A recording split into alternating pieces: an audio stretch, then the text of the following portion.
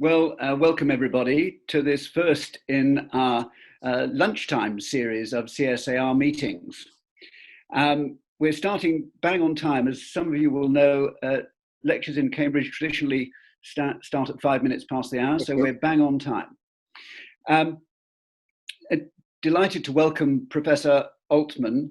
The background story to this is that many of our regular members have been saying, can't we get something on COVID? Our evening meetings are generally booked up 6 to 12 months in advance. And so Edward Briffer, our program secretary, came up with the brilliant wheeze of saying, why don't we do something at lunchtime, which will give people the opportunity to ask questions rather than just listen to the BBC's questions, splendid as they are. So we're extremely fortunate to have electronically grabbed Professor Danny Altmann from Hammersmith Hospital, Imperial College, very distinguished immunologist, journal editor, and someone who is regularly consulted by the highest in the land on these matters. And now we've got you, Professor Altmann. I think the plan is, if you'd be kind enough to address us for about 15 minutes, then we'll go into our usual routine of question answering. I hope those of you who are new to this format will have seen the startup screen, which shows you how to ask your questions. And we'll mention that again just before we open for questions. But there are two possibilities. You can either do it in writing or in person if you so wish, and we'll try and bring you in reasonably systematically. So the topic needs no introduction, Professor Altmann. We're dying to hear from you. Please fire away. Excellent, thank you very much. So I thought that what I could most usefully do would be to talk to you for 10 or 15 minutes about some of the key subjects that tend to get thrown at me by journalists, by politicians, by various bodies. And see if any of it takes your fancy. So obviously, if we were in a room facing each other, I'd be able to see if anybody was dozing off and gauge the mood in the room and switch topics if things were going badly. I'm not in a good position to do that. So what I'll try and do is move swiftly through what I see as some of the keynote topics, and hopefully some of it will strike a chord. So one of the first questions I tend to get asked quite a lot, and it actually came up quite a lot in evidence that I gave to a House of Lords committee a couple of weeks ago, is what on earth is this thing, and where did this virus come from, and what are the different theories about where it comes from. And as you know, I'm sure most of you will know, it's an example of a zoonosis, a virus that's crossed over from animal species into the human population. Zoonoses are quite common, but actually I think most people suspect, increasingly common, with all of the obvious in terms of on-creep of urbanization and erosion of that interface with natural habitats. And so this is one of many viruses that we believe lives in the bat population. Animals around us harbor millions of viruses that have the potential to cross over.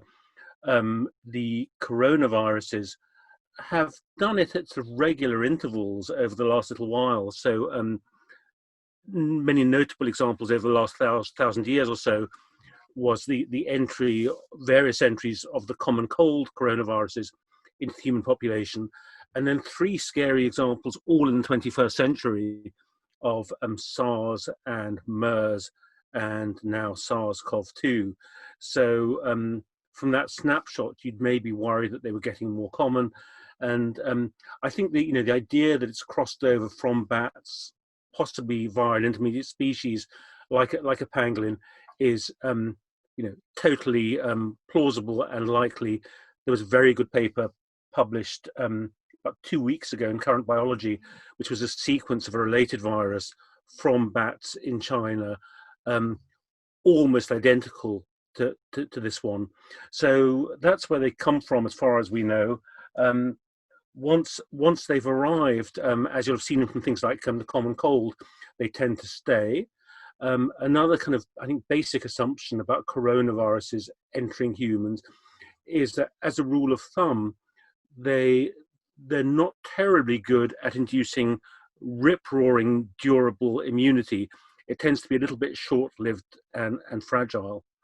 So one of the things that I think this crisis has meant, certainly to folks like me, is far more engagement than I'd ever seen before between scientists and medics and policymakers and legislators, not just in this country, in many different countries. And that felt to me like a very good thing, because certainly in this country, it never felt to me that common that our politicians tended to come from scientific backgrounds. So the chance to enhance that dialogue felt very refreshing and new. And as the pandemic and as the crisis crept up on us, I was hearing words, scientific terms that kind of came from my kind of world, like herd immunity or antibody testing or PCR, coming up more and more in the lexicon, whereas I'd been used to hearing them talking about freedom of movement and import tariffs and public borrowing in a whole different language. And I kind of thought, hey, if they're using this language, then perhaps it's time for people like professors of immunology to stick our heads above the parapet and engage in some dialogue and ensure that when those terms are used, they're kind of used correctly, because, you know, without being snippy or critical, the meanings are precise and do matter. And I felt that there were some rather sweeping, blithe assumptions that were creeping into the discussion, sometimes in an unhelpful way. So that led to myself with some colleagues, Rosemary Boyton and Danny Dueck, writing a piece in The Lancet, which had a working title, something like "What Can Immunologists Teach Policymakers?" And the first thing that we looked at was herd immunity, which again is thrown around very loosely, but is actually a very precise, complex technical term that comes out of some quite precise measurements and mathematical modeling, and says if you've calculated a particular baseline value for R0, what proportion of your population needs to carry effective protective immunity to generate communal protection. And as you'll have gathered from the way I described it, there's an enormous amount of stuff contained within that definition, and yet for many of these discussions, it's slightly being sort of framed as a terribly simple binary question of, do you have antibody, yes or no? Which you can imagine, to folks from a department like mine was kind of anathema. So I guess not least because of that thing, that word that I used about effective protection. So immunologists and vaccinologists worry a lot about correlates of protection, and the clue is in the name. If you think about any given infectious disease, say you were trying to get a vaccine licensed, you would want some test, some metric, some number that you could put on your licensing agreement that would say, yeah, if we can reach this number, this value, this amount of immunity, we'd predict that most of the time people would be immune. Okay, so if you think that through, that implies that you've worked out what the correlates of protection are. How have you done that? Have you done that in an animal model or a human challenge study or what? And you've got some test, and from the test you've got a range of values, and that's enabled you to answer the question. So for this infection, for COVID-19, we don't know any of that. None of that information is in place. So the immune response is an incredible, multifaceted beast of a thing, where we define thousands of different white blood cell types that are involved, that are all functioning in different ways and making different molecules. And even if you were to limit your discussion to antibodies, antibodies aren't one thing. They all have different classes and affinities and effector functions. and none of that stuff is in place, and that's before you get onto questions like variabilities in the human population. So if one were to take 100 people who'd been infected by this SARS coronavirus, let's say they've all been moderately severely symptomatically affected. In those 100 people, 60 might have reasonable levels of antibody, which may, if tested, turn out to be protective. 20 might have rather meager borderline levels of antibody, where you'd be hard pressed to prove whether they were protective or not. And 20 may have no antibody on board at all. And then you'd be left obviously questioning whether there was some other way that they could be protected in the future, and some of these other thousands of mechanisms that come into play. So, I think you can see immediately that we're talking about something that's, wide-ranging and uncharted. So, with all those kind of doubts in mind, one of the things that I got asked about was whether I would appear as an expert witness before the House of Commons Science and Technology Committee to discuss the feasibility of antibody passports, which I note is a topic that's still on the table in this country and in many other countries where I've been involved. So I took the view in giving evidence to that hearing that all I could do was approach it as a hard-nosed scientist and say, if I was presented with a research proposal to introduce antibody passports as a healthcare measure, and was asked at peer review whether I would fund this proposal or not, you'll have gathered from all the things I've said so far, I wouldn't, in all conscience, be able to fund it, because just too many unknowns and too much homework not done. We don't know what the correlates of protection are. We don't know what to make of that enormous variability in the human population. We don't know, if I was issued with a passport this week, how long it would be valid for. Would I be safe for 6 months or 12 months or 18 months? We've already said that these responses don't have very good durability. So from my point of view as an immunologist, I'd kind of made the comment that I wouldn't know how to support it as a valid piece of sort of healthcare intervention. That led me being invited onto various sort of wider think tanks and discussions and things, where I suddenly realized that there was great expertise in this kind of topic amongst ethicists and social scientists and historians, who pointed out many other aspects that things like incursions into individual liberty and sharing of private health data and misuse of data for impacting life insurance or mortgage applications, or the possibility that people who are very desperate might set out to deliberately get themselves infected in order to obtain a passport, in order that they might carry on living and feeding their families, and so on and so forth. You can imagine all the discussions.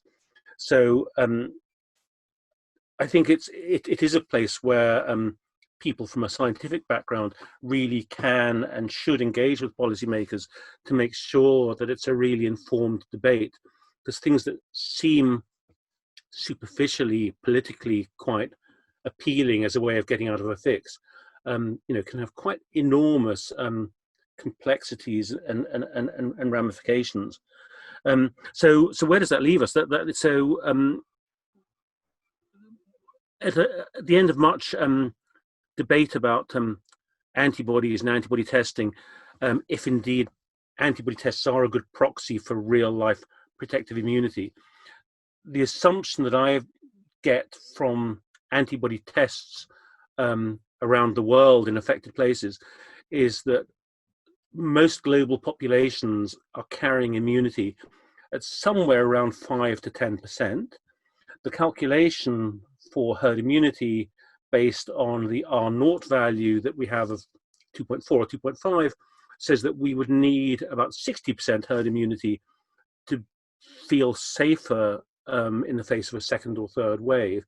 So that suggests that to get out of a fix, we either need some pretty good antivirals, and or we need some very good vaccines, and everybody will be very well aware of the discussion around vaccines.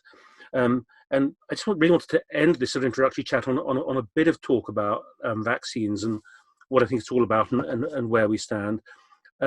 So again, people who work in this kind of area, I think, get a bit kind of disgruntled when we hear this kind of binary flip-flop that sometimes gets fueled by politicians and sometimes by journalists. And I understand where it comes from, but it can feel quite sort of mischievous when we seem to be flip-flopping between, will we definitely have a vaccine by September? Will we have it at warp speed?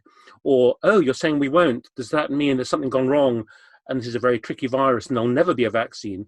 And the answer is we don't need to be quite as extremist as that, because as you can imagine, there are a million nuanced answers somewhere between those two extremes. And I think what's been very gratifying and impressive is that in this effort, there are, many of you will have seen papers, there are currently more than 100 vaccines in development, and perhaps about a dozen of them quite far advanced in clinical trials. And they cover every possible platform of vaccine development that's been developed over the last 50 years, from traditional conjugate protein vaccines to RNA vaccines and DNA vaccines and inactivated vaccines and attenuated vaccines. I could go on forever talking about them. And, they all have nuanced differences and strengths and weaknesses in terms of how much immunity they induce, how long it lasts for, how safe they are, how easy they are to produce, how easy they are to store, and on and on and on. And I'd make the suggestion that, when we get sort of sucked into these debates about who's going to be the first, and is my vaccine going to be faster than your vaccine, and this thing that sometimes gets referred to as vaccine nationalism, this kind of slightly sort of jingoistic approach to my local vaccine up against your local vaccine, and my population going to get a vaccine before your population gets it. Certainly as scientists, it's so not the language that we're used to speaking, and so not the approach that one would encourage, because obviously medical research is an infinitely joined up, collaborative, international venture, where anything that any of us do borrows from and interdigitates with the efforts of usually dozens or hundreds of scientists in other countries all over the world. And it goes terribly against the grain to suddenly be talking about it in kind of national ownership terms of my vaccine or your vaccine. The answer is we probably won't want the first vaccine. We'll want the best vaccine and the safest vaccine. And I suspect that'll be an iterative process that'll bring in a number of scientists and a number of countries. So I think any of us who can do anything at all to prevail on our policymakers and our vaccine producers and industrialists and technologists to try and speak that that common international language, it would be very helpful, because I think we need vaccine rollout through the professional bodies who are good at this kind of thing internationally, people like CEPI and WHO and Gates Foundation and Wellcome, rather than encouraging piecemeal jingoistic solutions, which might be less good for shared access and equitable access, and also less good for safety, because the vaccine honestly has to work around the globe, and the virus doesn't give a damn what language the vaccine speaks. It'll do from any country or all countries. So I think I've done about 20 minutes. I might leave it there and see if anybody has questions or discussion.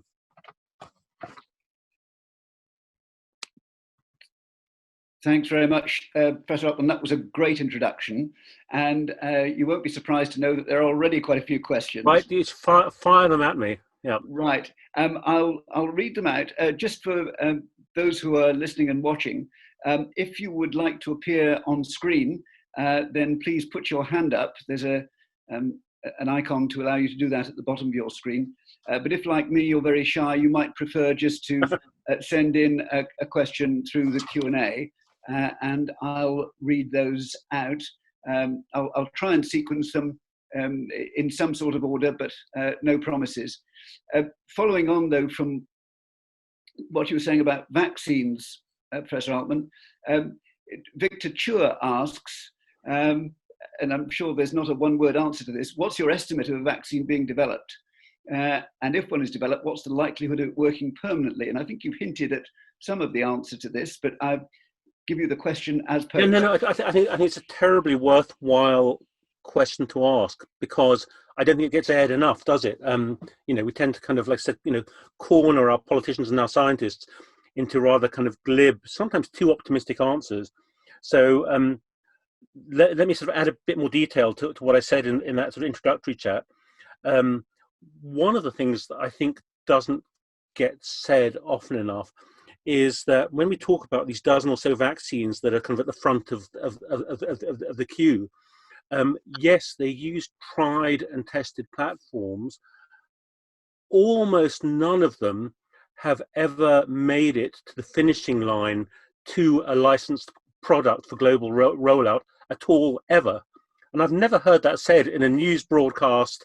People might sort of correct me if I'm wrong, but few of these have a record of making it through to licensure, not because of any kind of, sort of hoodwinking or anything, just because, in the past, the vaccine production industry has been quite a kind of conservative, slow, iterative process, and we're not used to responding to things at this speed. So the question was, when will it come about? I think I'm hoping that in the next year or so, there will be 3 or 4 or 5 plausible candidates out there. Not everybody will love every candidate. So I've seen great results from a Chinese inactivated virus. I'm not sure whether in the EU or the FDA, for example, they would take to a slightly sort of risky sounding SARS-CoV-2 that's been inactivated as a rolled out, safe in humans product. So, it'll be a rocky road, I think is what I'm saying. Thank you. We won't be rushing to get vaccinated to go on our summer holidays this year. That's absolutely clear. Yeah. Could I go to Michael Bright, who is on video, I think. Perhaps you'd like to ask your question, Michael. Yeah, thanks, Mike. Thank you very much, Professor Altmann. That was so good to hear an honest appraisal of the present situation. My question relates to the factor of age. We're often told that those over 60 have to be particularly cautious, but I'm back to playing golf with many over 70, and I'm well into my 80s. I have no health problems whatsoever. Can you give me some idea of how careful I have to be? And also, if ultimately I get a vaccine, will it be very effective because of my rather advanced age? I'd be most grateful for your opinion on these factors. Thank you. Yeah, no, brilliant and really important questions where again, I think sometimes there's been a lack of clarity, hasn't there? So so if we can deconstruct the different parts of that question.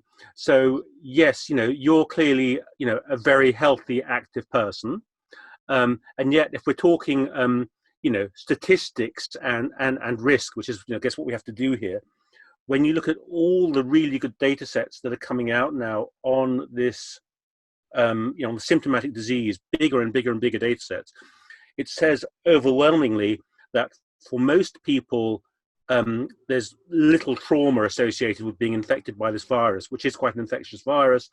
And if you look at what are my odds, how scared do I need to be, the answer is overwhelmingly you need to be most terrified if you're over 70, nearly as terrified as that if you're obese, and then you layer in all the additional things like Black and other ethnic minorities, diabetes, hypertension, and probably a few others high on this that I've forgotten. So intensive care units have been overwhelmingly filled with people who are over 70, plus or minus being black, is the simple answer. So if this is all about, you know, your sort of mental arithmetic and risk assessment, you do need to be more scared than somebody who's 20, I think. But it wouldn't stop me, you know, playing golf or playing tennis. And then the second half of your question was, you know, how will this impact on vaccine strategies? And the answer is that we know that immunology and the immune system is different at different stages in the life course, and vaccines often behave differently in people at different age groups. And it's part of that discussion I was starting off before about this kind of warp speed race to the finish line and how some of the detail gets lost in that race. The detail is that a vaccine will need to be fit for purpose. And from what I've just said, it'll need to be fit for purpose in people who are over 70. And their response to vaccines, we know from things like flu vaccines, is different. And that will need to be taken into account and will need to be researched and will need to be taken very seriously. And I just hope we can have a detailed enough policy discussion to make sure that it is. That's great. Thank you so much. I think I shall try and avoid pinch points like public transport. Exactly. For the foreseeable future, and be very cautious going into closed environments. Anyway, thank you very much indeed. Great pleasure. Thanks, Mr. Altmann. And I suppose if you're playing golf, Mike, then a golf shaft is about 2 meters, so you can estimate your proximity to the other players quite easily. That's right. It's a very good game indeed for yes, but better to be static than dynamic when you do that, I think. I can see Chris Davis on screen, please. Chris, would you like to put your question? Yes. Can you hear me? Yes. Excellent. Well, thank you very much. My question is, well, I have 2 questions actually. First one is very short. It's just in terms of the length of time this virus lives on different surfaces. Can you tell us how long it lives on clothes and towels? Yes. And what my more interesting and I think longer question is, in the absence of a vaccine or a cure of some sort, it seems that we're likely to go on in a state of a low level of infection for quite some time. That's assuming that track and trace works reasonably well. And what I find myself wondering is that if we follow that strategy, people will still die. They'll simply die at a lower rate than otherwise. And at the end of the day, will we actually have saved any lives by that strategy, or just spread it over a longer period of time? Yes, really good questions. Yeah, so I think the question about how long the virus survives on different surfaces has been surprisingly tricky, yeah, because the only way anybody has of quantifying virus, obviously, is by PCR amplification of nucleic acid, and so there have been a lot of scary answers in many different spheres. How long people are infectious, how long objects are infectious, based on taking swabs from different surfaces and PCRing them, and talking about a few hours to a day on clothes or on cardboard packaging or whatever. But that isn't live infectious virus. That's amplifiable nucleic acid, which may not be the same thing. So to answer your question really accurately, we'd need to have a far more stringent assay where you're taking your swabs and putting them onto cultured cells and asking whether there was live virus there that could kill a cell. And nobody's ever had the sort of time or patience to do that work. So we don't have better answers than those kind of few hours up to a day type answers. And the second question you asked was really good, important question about policy, about are we going to kind of rumble along like this for a very long time? It's hard for me to answer that question without getting involved in kind of heavyweight politics. But I do think it's notable that we've done this amazing controlled experiment, haven't we? Where certainly the kind of 40 most affected countries in the world have had urban populations facing the same challenge, and governments that have had slightly different solutions. Yeah, and there's lots of variables you need to put into your experiment, wouldn't you? Like how dense was your population? How many doctors did you have per head of population? How many hospitals did you have per head of population? What social distancing measures had you put in place? How much poverty did you have in your population? It'd be a very complex model. But if you put all that into place and had some amazing principal component analysis, I think in the end you'd get some very interesting answers out the other side. Because if you look at the tables, some quite similar countries have had 10 times the deaths of other countries, and I guess the UK has not done particularly well in that particular comparison. So that's a very kind of tortuous way of answering your question, but I don't think there's any kind of inevitability about the answer. I think we do have choices, and we can make our future a bit better or a bit worse, depending on how amenable our politicians are to those discussions. Thanks. And that question is reflected in a written question from Tessa Kilvington-Shaw about we can't stay in lockdown forever, and if the vaccines and the immunity doesn't work, what are we supposed to do then? But maybe you partly answered that, Professor Altmann. I don't know if you want to add anything. Well, just I don't think we're in a discussion here of absolutes. So we couldn't be in a discussion of absolutes. And I think I'm in a luxurious position of being able to argue it from a very kind of from one side of the debate, on terms of pure science and antibody levels and what have you.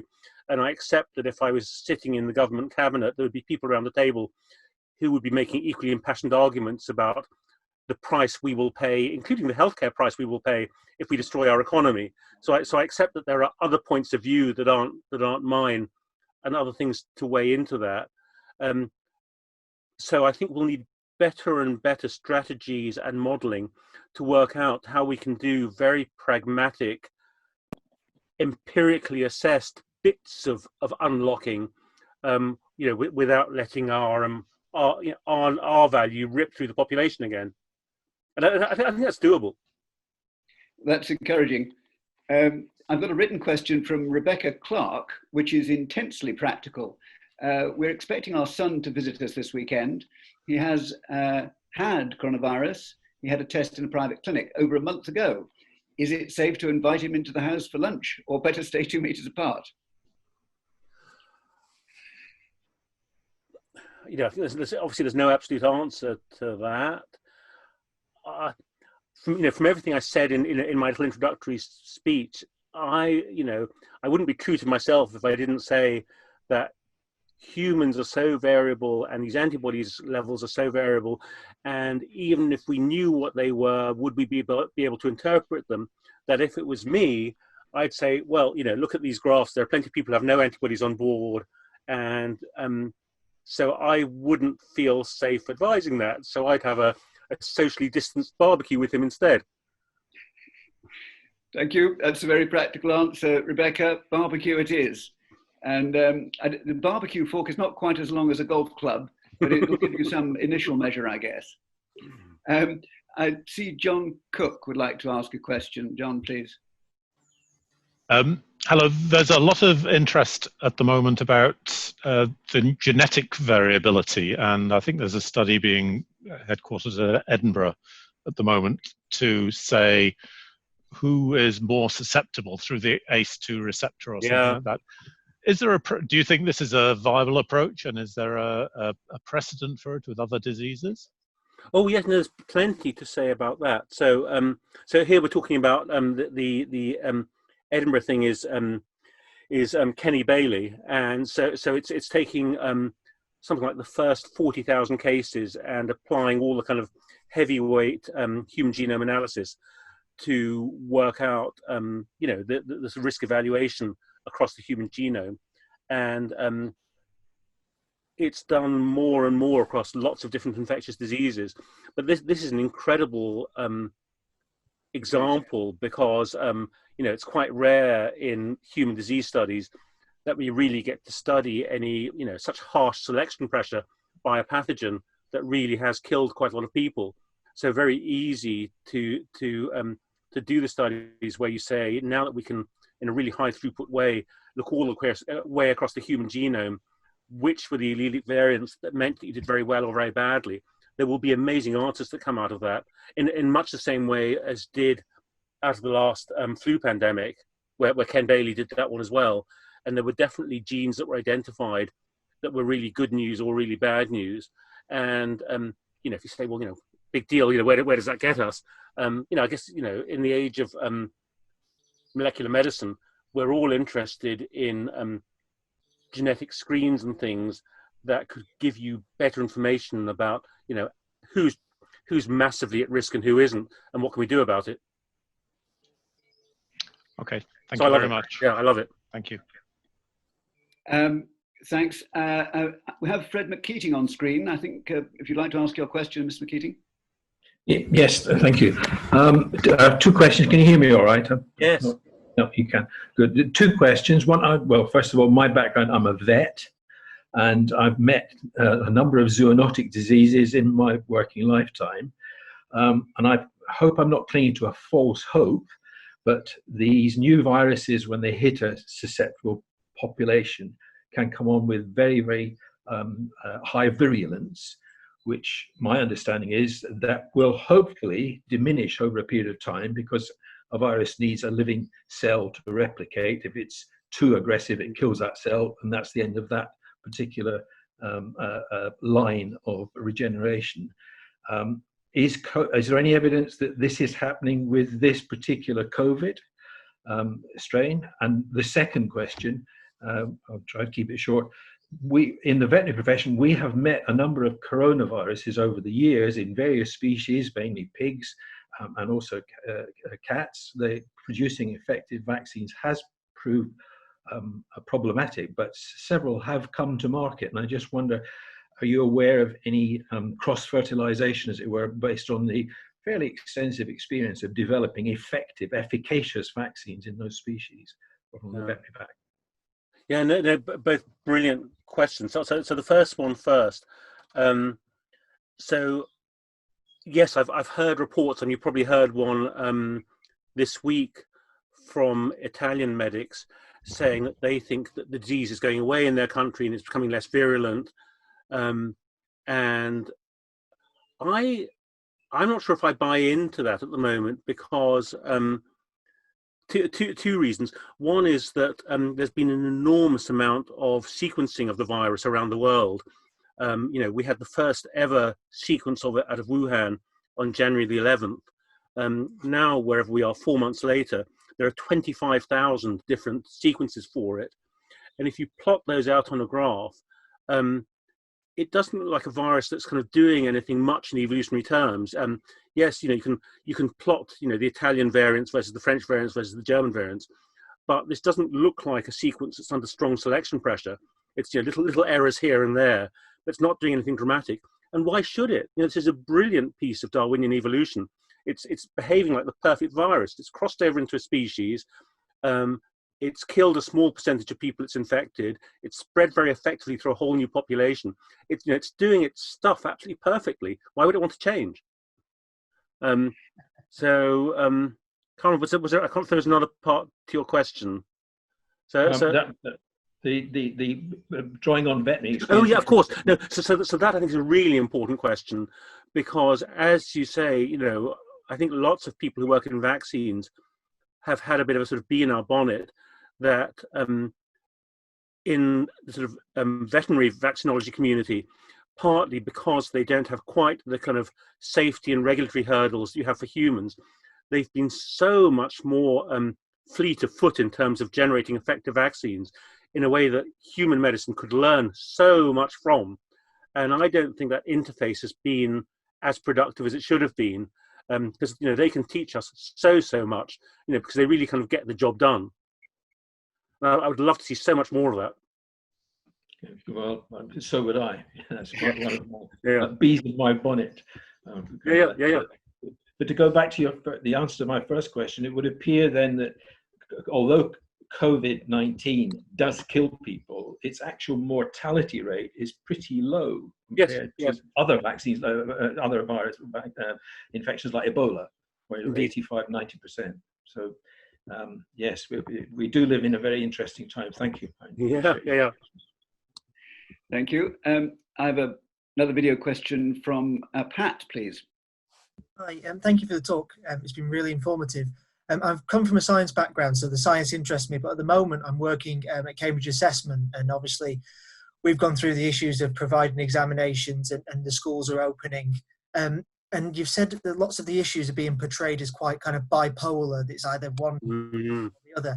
And it seems to be the same with education. One time you hear that sending the children back to school is absolutely fine and it shouldn't have any increase.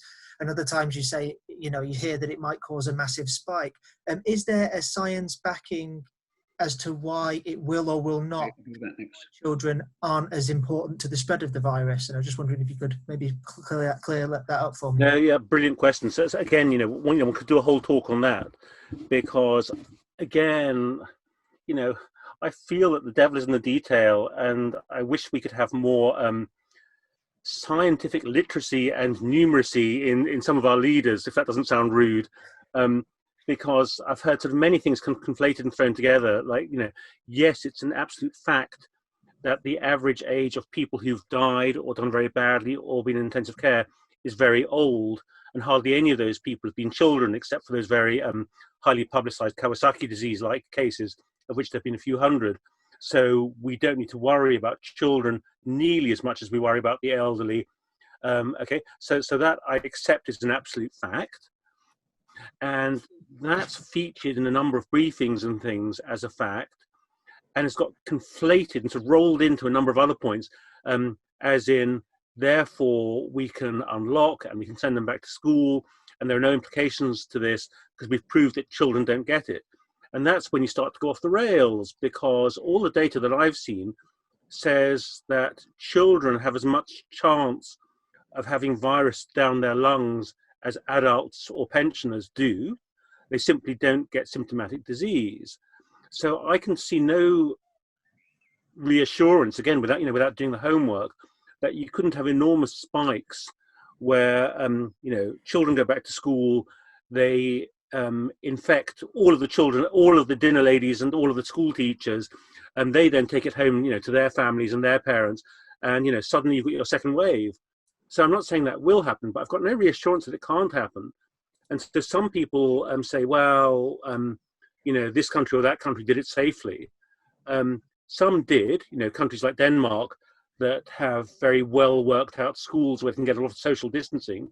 I've also seen some very scary cases, and two very big examples in Israel, which in other ways handled this very well, where they had enormous spikes coming out of schools. So again, I can see no basis for any kind of sort of blithe assertions. Why should I?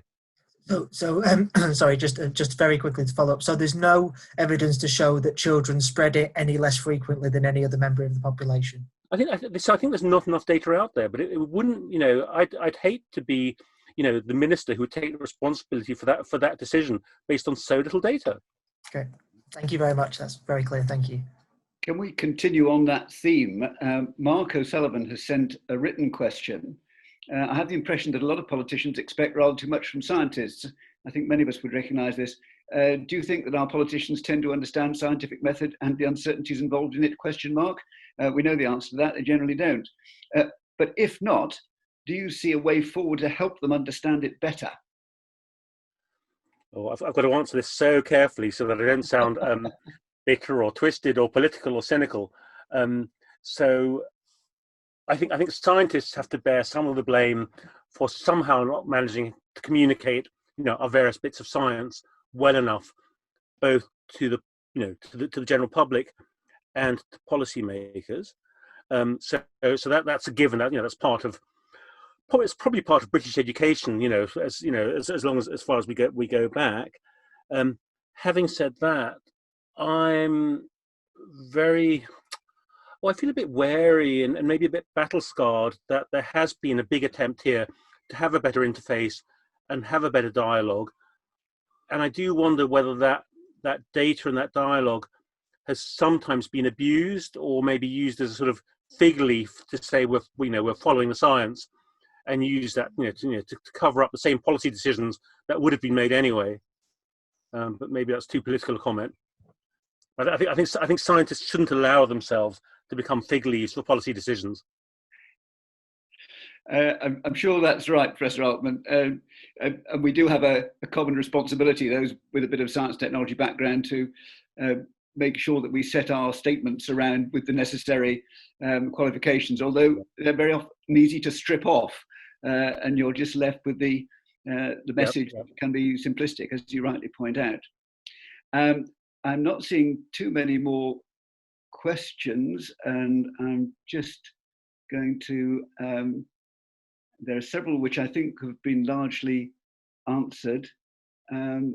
I think we're nearly there, and I've got Edward talking into my earpiece. I think we're pretty much there. Professor Altmann, we should let you off the hook and have your lunch. Thank you so much. This has been the first attempt at this format, which has been absolutely super. We could not have had a more distinguished or authoritative speaker giving such full and informative answers, and some great questions from our audience. So thanks to everyone. Thanks to Edward in the background, making the right pictures appear on the screen. Thank you to the audience for chipping in such useful questions. And thank you particularly, of course, to Professor Altmann for a splendid lunchtime session. Thank you very much indeed.